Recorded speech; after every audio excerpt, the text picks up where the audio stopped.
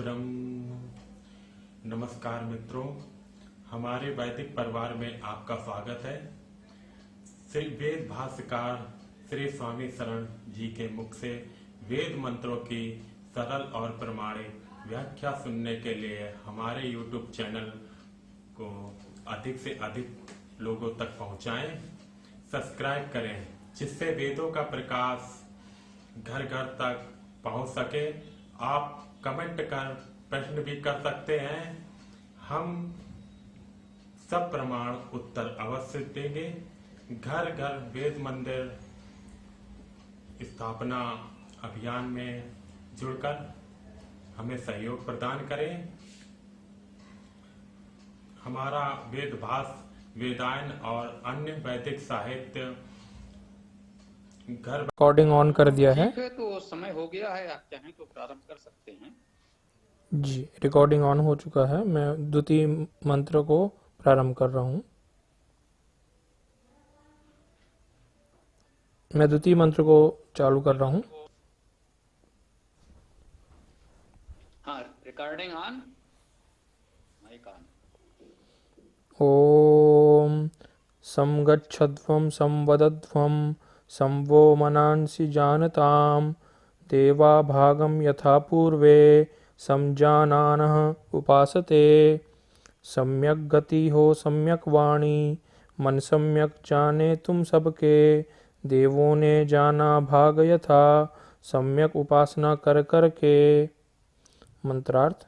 सम सम्यक भली भांति, गच्छध्वम चलें, सम सम्यक भली भांति, वदध्वम बोलें, वो तुम्हारे, मनांसी मन, सम सम्यक भली भांति, जानताम जाने, यथा जैसे, पूर्वे पूर्व पहले, देवा देवगण प्रकाशमान, सम सम्यक भली भांति, जानानाह जानते हुए, भागम भाग सेवा भाव की, उपासते उपासना करते हैं। भावार्थ। जो कुछ भी करें भली भांति करें, सम्यक रूपेण पूर्णता के साथ करें। कोई भी कार्य जैसे तैसे आधा अधूरा न करें। चलने और बोलने में भी शिष्टता सभ्यता का पूरा ध्यान रखें। सबसे महत्वपूर्ण बात है कि हमारे मन भली भांति जाने। जानकारी तभी उपयोगी और लाभप्रद है जब वह सम्यक हो, पूर्ण हो। अधूरा ज्ञान होना पर्याप्त नहीं है, इससे तो भ्रम हो सकता है। अतः जो देव पुरुष हैं, तेजस्वी विद्वान हैं, वे पहले सम्यक रूपेण जान लेते हैं, पूरा ज्ञान प्राप्त करते हैं। उसके बाद जो भी सेवा योग्य है, सेवनीय है, उसकी उपासना करते हैं। उपासना उप निकट, आस बैठना का अर्थ है निकट बैठना। सेवनीय परमात्मा वेद या श्रेष्ठ विद्वानों के निकट तभी बैठ सकते हैं जब समुचित ज्ञान हो। ज्ञान के बिना उपासना संभव नहीं है। लाभ तो दूर की बात है।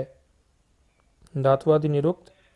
सम उपसर्ग, गच्छध्वम गम गच्छ जाना, सम उपसर्ग, वदध्वम वद बोलना कहना समझाना, सम उपसर्ग, वो सर्वनाम, मनांसी मन मनन करना विचार करना स्वीकार करना मान्य करना गर्व होना, जानताम ज्या जा जानना समझना, देवा दिव गति करना प्रकाश करना स्तुति करना आनंद करना प्रीति करना गर्व करना, भागम भज सेवा करना दान करना अंश होना भाग होना, यथा अव्यय, पूर्वे सर्वनाम, सम उपसर्ग, जानानाह ज्या जा जानना समझना, उपासते उपसर्ग, अस होना आस बैठना उपस्थित होना।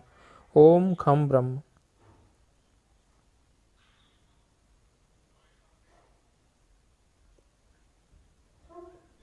ओम खम ब्रह्म।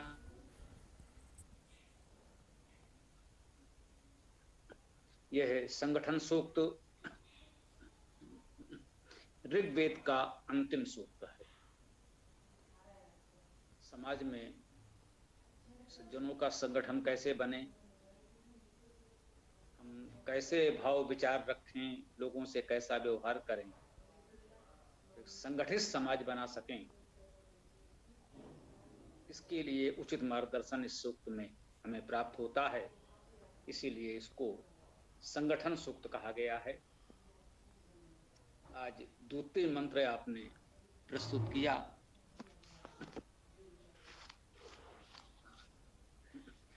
ओम संगच्छध्वं संवदध्वं संभो मनांसि जानताम् देवा भागं यथा पूर्वे संजानाना उपासते।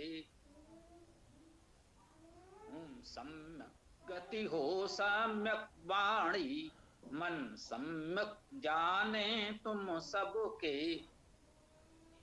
देवों ने जाना भाग यथा, सम्यक उपासना कर करके। इस मंत्र में हमें निर्देश है सम गच्छध्वम, सम उपसर्ग सम्यक रूपेण गच्छध्वम, चलो गति करो, गम गच्छ जाना गति करना। सम गच्छध्वम सम्यक रूपेण गति करो, गति तो सब में है, जीव का निर्जीव में भी गति होती। उस गति का उपयोग लाभ सबको नहीं मिलता। कह सकते हैं कि जो चाहते हैं वह लाभ तो नहीं ही मिलता, वह गति अपेक्षित परिणाम नहीं दे पाती यदि सम्यक न हो। लक्ष्य प्राप्ति के लिए यदि सम्यक प्रयास किया जाए, भली प्रभात सोच विचार कर किस दिशा में कैसे चलना है, ये सोच विचार कर प्रयास किया जाए, तो उस गति का अपेक्षित परिणाम लाभ प्राप्त हो सकता है। संगच्छध्वम संवदध्वम, सम्यक बोलो, वद बोलना, समुपसर्ग है, वद धातु का अर्थ है बोलना, वदध्वम बोलो, मध्यम पुरुष में कहा है बोलो, हमको निर्देश है बोलो। संगच्छध्वम सम्यक प्रकार से चलो, संवदध्वम सम्यक बोलो, सम वो मनांश जानता, सम सम्यक रूप से वो तुम्हारा मनांश मन, ये मन का बहुवचन है मनांश, क्योंकि हम सबकी बात है तो सबके अपने अपने मन हैं। कहते हैं संभो मनांसी, तुम्हारे मन सम्यक प्रकार से जानताम जाने। सम्यक गति हो सम्यक वाणी, मन सम्यक जाने तुम सबके।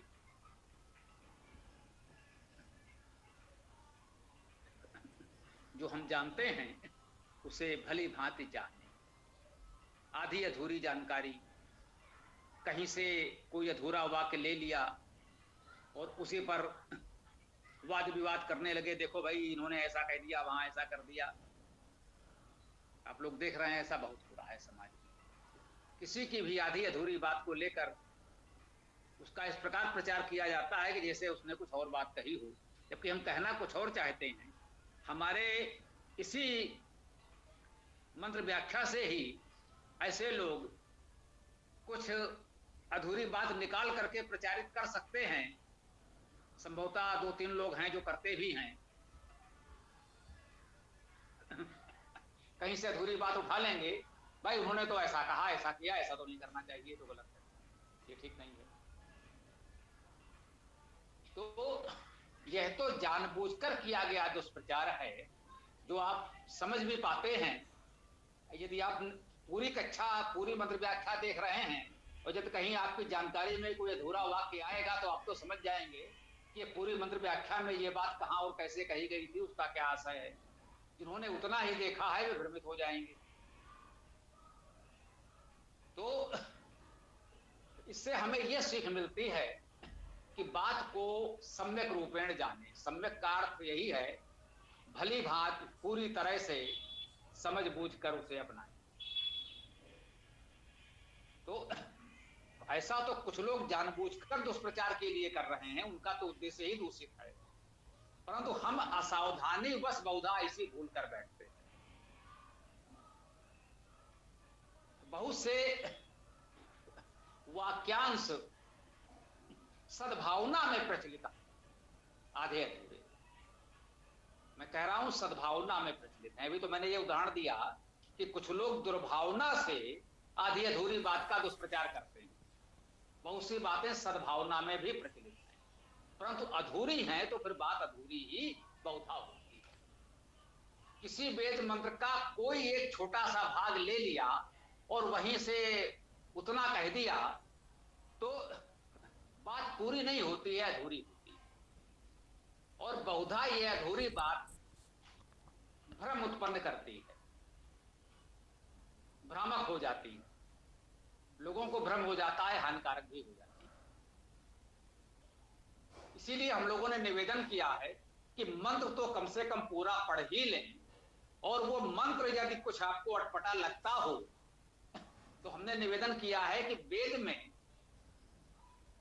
इकाई सूक्त है, मंत्र को न माने। पूरा सूक्त पढ़ लें तो उसका अर्थ स्पष्ट हो जाता है, बहुत अच्छा रहेगा। यदि सूक्त से भी कहीं कुछ हो, यद्यप ऐसा हमारे अनुभव में नहीं है, जब आप पूरा सूक्त पढ़ते हैं तो बात बहुत अच्छी तरह स्पष्ट हो जाती है। सूक्त सुगठित हैं, यह मैं कहना चाहता हूं। फिर भी मान लीजिए इतने विशाल वेद में कोई छोटा सा सूक्त है और किसी ने तोड़ मरोड़ कर उसकी व्याख्या कर दी, तो ऐसा सामान्यतः संभव तो नहीं है, फिर भी कभी कभी ऐसे गंभीर विषयों में अतिरिक्त सावधानी बरतनी होती है। तो कृपया प्रयास करें पूरा अध्याय देखो। जो भी ऐसी बात करे भ्रामक, तो उससे कहें भैया ये कहाँ है, जरा वो हमें सूक्त वो अध्याय दिखा दो। और उनसे कहो कि भैया जरा पूरा अध्याय एक बार पढ़ जाओ, केवल और कुछ मत करो, केवल एक बार पढ़ लो, बहुत से भ्रम दूर हो जाए। जानकारी सम्यक हो, परिपूर्ण हो, विजय आवश्यक है। अभी हमने निवेदन किया था सद्भावना में, उसको समझना आवश्यक है। जैसा कि अभी हमने कहा कि पूरा सूक्त पढ़ेंगे तब बात समझ में आएगी, और यदि 1% कभी कहीं कोई भ्रम इसके बाद भी रह जाए तो अध्याय पढ़ लें, पूर्ण हो जाएगा।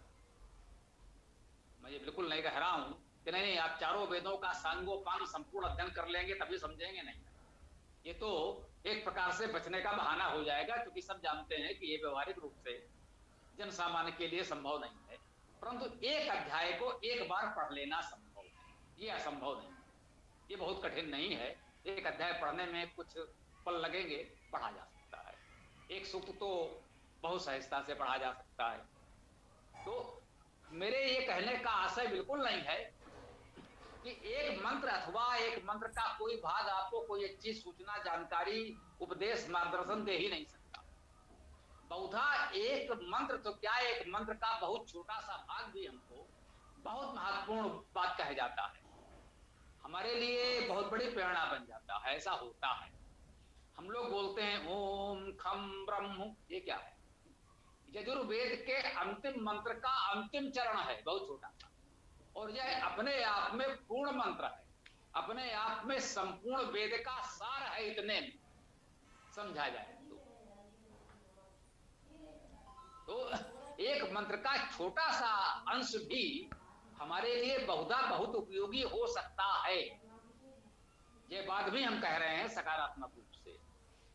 परंतु यदि किसी मंत्र के छोटे से अंश को लेकर कहीं भ्रम उत्पन्न करने का प्रयास हो तो उसका समाधान यही है कि पूरा मंत्र पढ़िए, उतने से बात ना बने तो पूरा सूक्त पढ़िए, बात बन जाएगी, मैं बिल्कुल आश्वस्त कर रहा हूं, एक सूक्त पढ़ लेंगे तो बात बन जाएगी। फिर भी ये जीवन में कभी एक बार ऐसा अवसर आ ही जाए तो कह लीजिए ठीक है, पूरा अध्याय एक बार पढ़ लीजिए।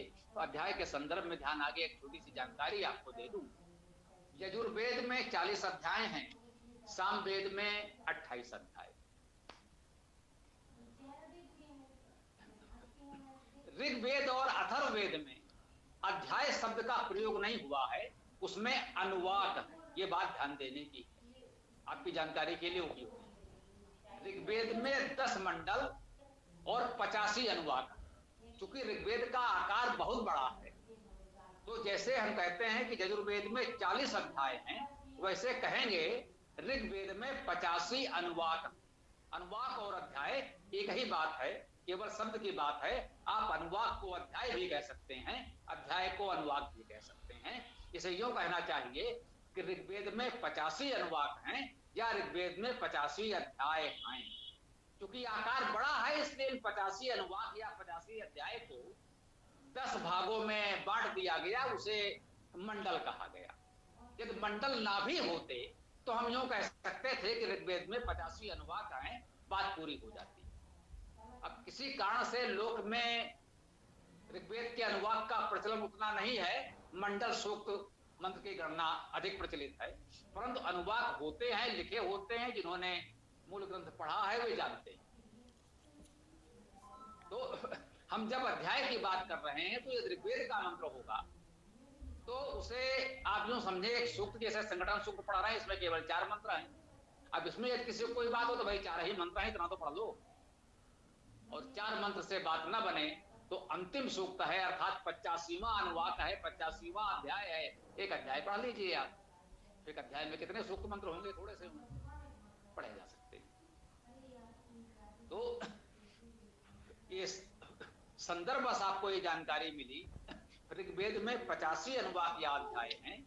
इसी प्रकार अथर्ववेद में 111 अनुवाक हैं। आप 111 अध्याय भी कह सकते हैं। उसे 20 कांड में भी बांटा गया है। 111 अध्यायों को या 111 अनुवाकों को 20 कांड में विभाजित कर दिया गया। आप कांड कहें या ना कहें, आप अध्याय के रूप में अनुवाक कह सकते हैं। अथर्ववेद में 111 अनुवाक या अध्याय हैं, ऋग्वेद में 85 अनुवाक या अध्याय हैं।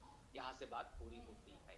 तो ये हमने कहा कि कोई अधूरी बात भ्रम उत्पन्न कर रही हो तो आपको पूरा सूक्त या अध्याय पढ़ना चाहिए। सकारात्मक उदाहरण के साथ ये बात समाप्त है। नकारात्मक उदाहरण की चर्चा हो चुकी है। पद्याम शूद्रो अजायत बहुचर्चित उदाहरण है अधूरी बात को लेकर के विवाद उत्पन्न करने का। परंतु जब आप पूरा मंत्र और सूक्त पढ़ते हैं तो बात स्पष्ट हो जाती है। पहले भी चर्चा कर चुके हैं, विस्तार में नहीं जाएंगे।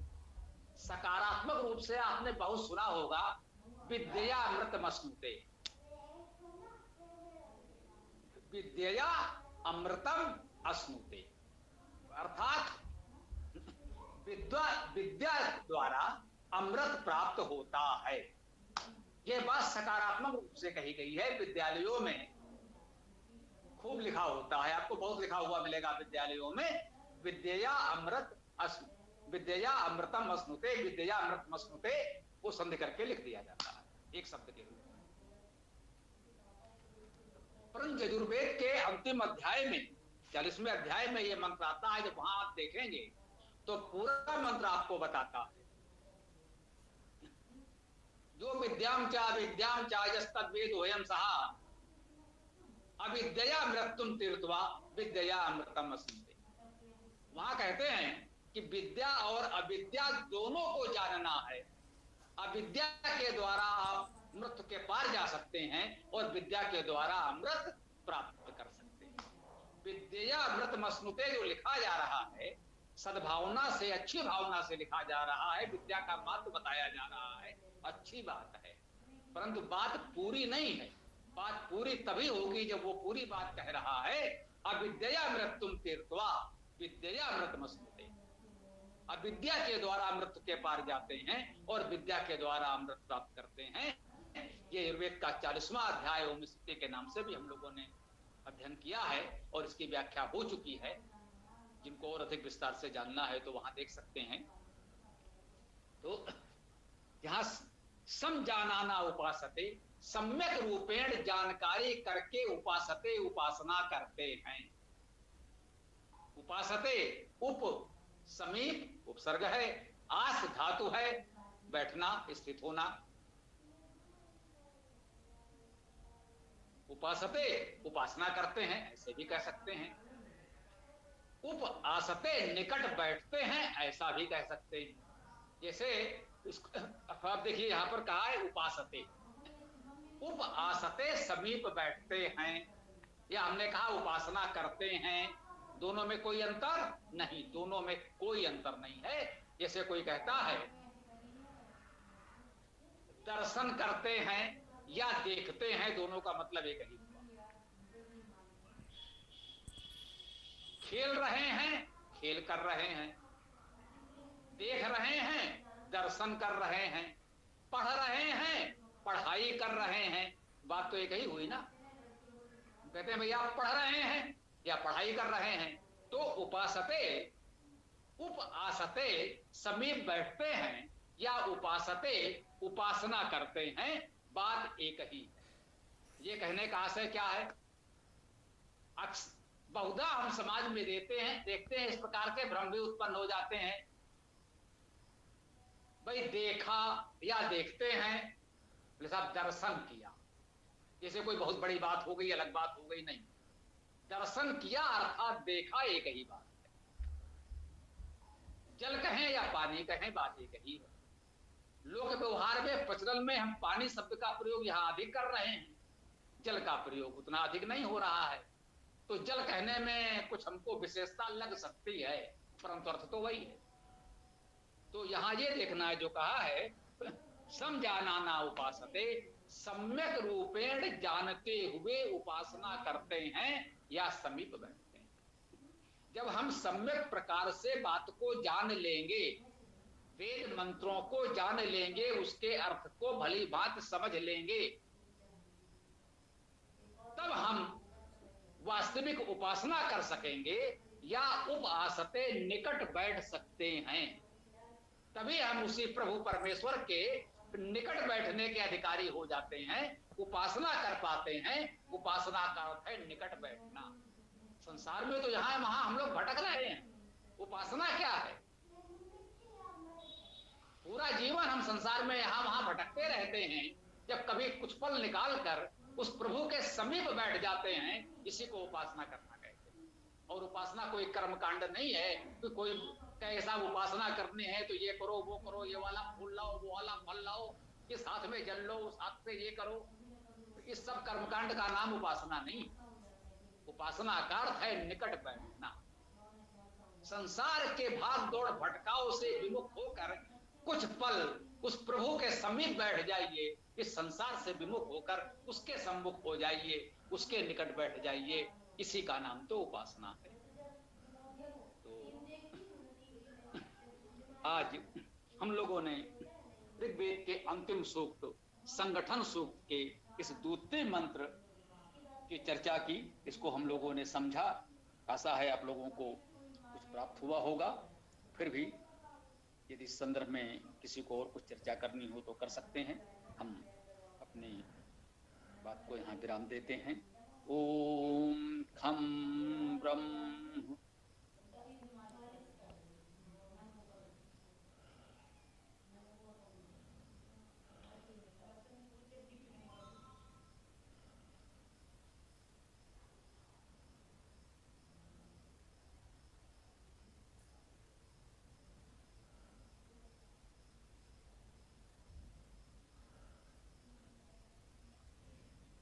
जी, किसी को कुछ कहना है तो बताएं।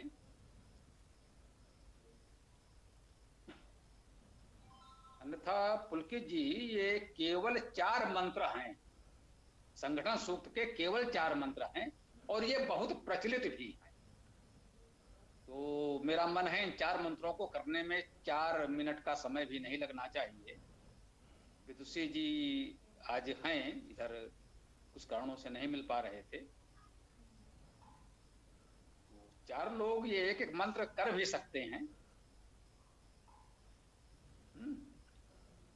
तो भाई पुलकित जी विश्व जी हैं, जी कर सकते हैं।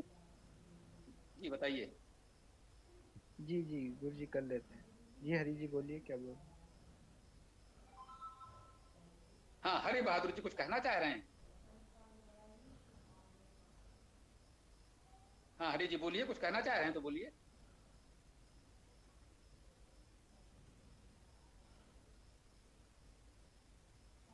हाँ प्रोफेसर साहब बताएं, कुछ कहना चाह रहे हैं प्रदीप जी। ये श्रीमान एक जिज्ञासा है, जैसे जिन मंत्रों का आप पाठ की बात कर रहे हैं, यदि उन मंत्रों को ये स्क्रीन पर ले आया जाए तो सभी लोग उस मंत्रों का दर्शन भी कर सकते हैं और उसका पाठ भी किया जा सकता है। चूंकि आज मैं प्रथम बार जुड़ा हूँ इसमें, तो मुझे बहुत अच्छा लगा सुन करके। तो उन मंत्रों का भी सामने स्क्रीन पर हो तो ज्यादा सुविधाजनक होगा, उसमें देखा जा। जी जी, इसी को बड़े रूप में यदि प्रतिदिन दिया जाए तो इसका लाभ हम सब ज्यादा ले सकते हैं। आपको पीडीएफ वगैरह या फिर आप गुरु जी से या फिर गौरव जी से संपर्क कर लीजिए, तो पुस्तक भी मंगा सकते हैं, या फिर आप क्या कहते हैं कि आपको हम थोड़ी पीडीएफ वगैरह दे देंगे इसकी संगठन सूत्र की। हाँ, क्योंकि इसी यहाँ पर ग्रुप हम में पहले यदि इसको PDF भी मिल जाए। पहले हम इसको कर चुके हैं, लेकिन इसमें थोड़ी दिक्कतें आती हैं। कोई जुड़ता है तो उसकी फिर रिक्वेस्ट एक्सेप्ट नहीं की जा सकती, तो इस वजह से इसमें थोड़ी दिक्कत आती है।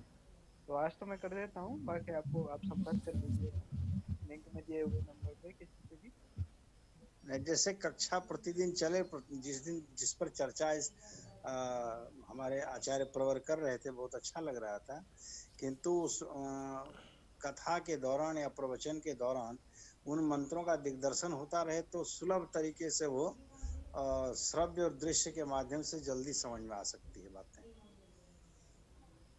जी अब थोड़ा सा मैं बता देता हूँ आपको इस संदर्भ में। जैसा कि भैया ने बताया अभी, इस कक्षा का आयोजन संयोजन पुलकित जी ही कर रहे हैं, उन्हीं के प्रयासों से प्रारंभ हुआ है। तो जी जी ये तकनीकी सारी व्यवस्था इस नई पीढ़ी के हाथ में, आप समझते हैं ये मेरे बस में तो नहीं। ये सारे जी प्रयोग कर चुके हैं, तो इसमें कुछ समस्याएं कठिनाइयां आई होंगी। अभी भी इतना करते हैं कि जो सूक्त चल रहा होता है उस सूक्त का पीडीएफ अपने ग्रुप में दे देते हैं, व्हाट्सएप ग्रुप जो बने हुए हैं। तो हाँ जो आप जुड़े हैं उसमें ग्रुप के लिंक भी हैं, उसमें जुड़ जाइए, एक बार तो यही कर दीजिए, ठीक है। जी जी उसमें आपको ये सारे पीडीएफ वगैरह भी मिलते रहे। और यदि संभव है तो जैसा पुलकित जी ने कहा कि उस लिंक में गौरव जी का नंबर दिया हुआ है, यदि उचित समझे तो गौरव जी को सहयोग राशि भेज दें तो ये पुस्तकें हम आप तक भेज देंगे, तो और भी सुविधा हो जाएगी। पुस्तकें रहेंगे तो सुविधा होगी, अन्यथा इसे कोई शर्त नहीं रखी गई है, आप वैसे भी जुड़े रहें, हमें अच्छा लगेगा। पीडीएफ ये आपको एक ग्रुप में दे देते हैं, फिर आप उसका उपयोग कर सकते हैं। जी जी बिल्कुल बिल्कुल। आज चली थी लेकिन वो सफल नहीं रही किसी कारण से, तो उसको नहीं कर पा रहे हैं। हाँ, तो हरि जी कुछ आप भी कहना चाह रहे थे तो बताएं। मैं ये पूछना चाह रहा था स्वामी जी कि ये आपने ये बताया भी, सूक्त अनुवाद कांड के बारे में सब बताया, लेकिन मैंने एक जगह पढ़ा वेदों में जो शाखाएं क्या होती हैं, 1127 शाखाएं चारों वेदों में बताते हैं। तो थोड़ा सा इस पर अपना जो है प्रकाश डालें, वेदों की जो शाखाएं। हाँ हाँ रुक जाइए, आप कर दीजिए माइक। आपका प्रश्न बिल्कुल उचित है, वेदों की शाखाएं हैं, इस पर हम लोग चर्चा कर चुके हैं। 3 मास से अधिक हो गया इस कक्षा को। प्रारंभ में लगभग 2 सप्ताह हम लोगों ने वैदिक साहित्य का परिचय ये भूमिका के रूप में किया था। उसके पश्चात एक एक मंत्र की व्याख्या प्रारंभ की। तो वो सारे पुराने कक्षा की रिकॉर्डिंग आपको यूट्यूब चैनल पर उपलब्ध है, तो थोड़ा समय निकालकर उसको देख लें, और उसके पश्चात यदि कोई प्रश्न शेष रहे तो कर सकते हैं, एक बात। दूसरा, रविवार को प्रातः 11 बजे हम लोग एक विशेष कक्षा इसीलिए करते हैं कि इस तरह के कोई भी प्रश्न कहीं से, उस दिन तो सनातन धर्म से संबंधित कोई भी प्रश्न ले सकते हैं। सायंकालीन कक्षा में केवल एक मंत्र की व्याख्या करते हैं, और उस मंत्र से संबंधित कोई प्रश्न हो तो उसका समाधान करते हैं। क्योंकि अब जो बातें हो चुकी हैं, बार बार यदि वही कोई नया व्यक्ति आएगा, कोई प्रश्न करेगा, तो फिर बाकी लोगों के लिए वो थोड़ा सा असुविधाजनक हो जाएगा, तो उसको नहीं लेते हैं। तो उसके लिए ये है कि हमारे उसमें ये लोग क्या पुलकित कहते हैं, बताना क्या तुम लोगों ने बना रखा कि क्रम से पूरी कक्षा की वीडियो इनको मिल जाएगी? वो प्लेलिस्ट है क्या है संभवतः? जी तो हाँ, प्लेलिस्ट संभवतः है। तो वो इन बच्चों ने सब व्यवस्था बना रखी है तकनीकी रूप से, तो जो लोग भी चाहें लाभ उठा सकते हैं।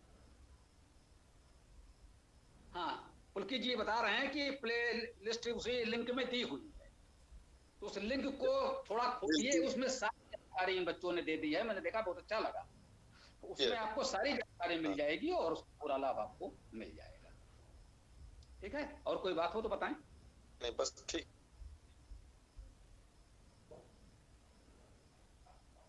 हाँ, तो अब किसी और को कुछ तो कहना नहीं है, तो चलिए कोई बात नहीं, समय हो गया है, लेकिन 4 ही मंत्र हैं, एक बात हो गई है तो कर ही दें। 4 लोग एक एक मंत्र पढ़ देंगे तो क्या है, और ये बहुत प्रचलित मंत्र है, बहुत लोगों को तो वैसे भी कंठस्थ होगा। तो प्रारंभ कौन करेगा? बेटा बुद्धसी, प्रारंभ करो, पहला मंत्र। जी गुरुजी। ओम सम सम इतयुवसे व्रसन् अग्ने विश्वानि अर्यः आ इडस्पदे सम ईध्यसे सन्नो वसूनि आभर। हे अग्नि मिलाते तुम सबको, सब कुछ बरसाते तुम स्वामी, सर्वत्र प्रकाशित इडस्पदे हम सबको वसुओं से भर दे।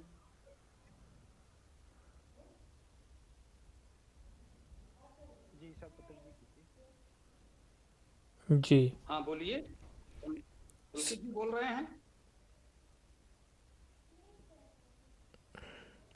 ॐ संगच्छध्वं संवदध्वं संवो मनांसि जानतां देवाभागं यथा पूर्वे समजानानः उपासते। सम्यक गति हो सम्यक वाणी, मन सम्यक जाने तुम सबके। देवों ने जाना भाग यथा, सम्यक उपासना कर करके। नंदन जी, हमारा मन है तीसरा मंत्र आप करें। मेरे पास ये जो पद्यवात तो है नहीं, मैं सिर्फ मंत्र पढ़ सकता हूँ। है ओम समानो मंत्र समिति समानी समानम मनः सचित्तमेषाम् समानं मंत्रम अभिमंत्र एव समानेन वो हविषा जुहोमि। ओम। हाँ पुलकित जी आगे बढ़ें। हाँ प्रोफेसर प्रदीप जी कर सकते हैं। पुलकित जी यही वाला मंत्र, चाहे आप काव्य अनुवाद ही पढ़ दीजिए या पूरा मंत्र पढ़ दीजिए, जैसी इच्छा हो। जी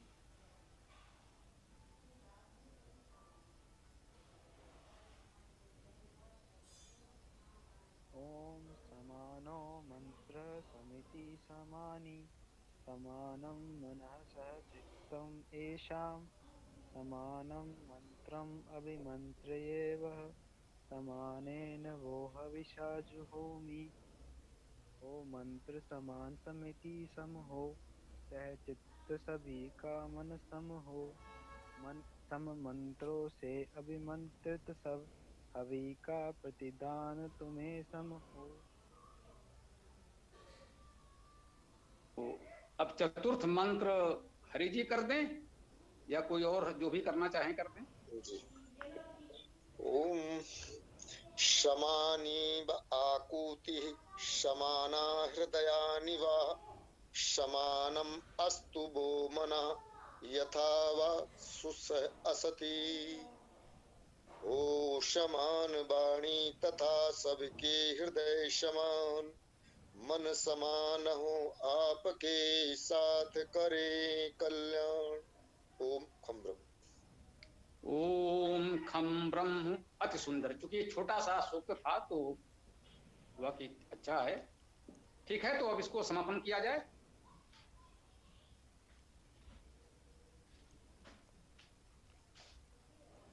हैं पुलकित समापन करो आप, क्या और तो कोई है? जी गुरुजी समापन करते हैं। ओम यो असो आदित्य पुरुषः तो असो अहं ओम खं ब्रह्म ओम खं ब्रह्म। ओम नमस्ते, कल पुनः मिलते हैं। ओम खम ब्रह्म।